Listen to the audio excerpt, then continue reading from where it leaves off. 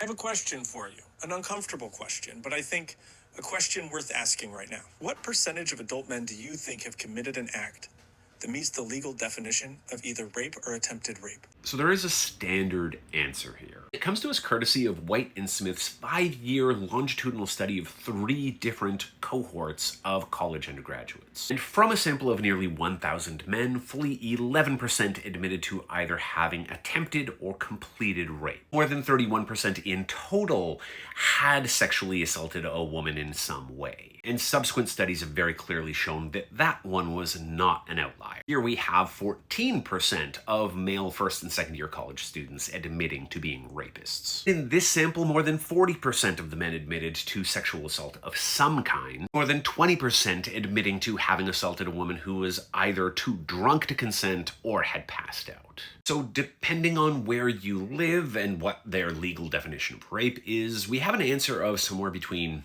12 and 40% of men. That's on the conservative side, right?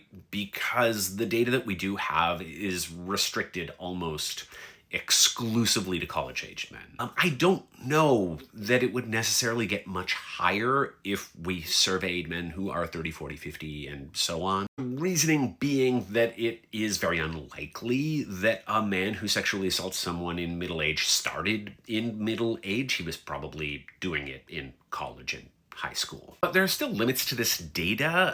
For instance, can we necessarily extrapolate that the 45% of adult men who never went to college behave in the exact same way? Do they have similar sexual histories and sexual behaviors? Do they have a similar grasp of consent, or lack of grasp of consent? And do they have similar access and opportunity? So whatever the answer actually is, it is certainly too many.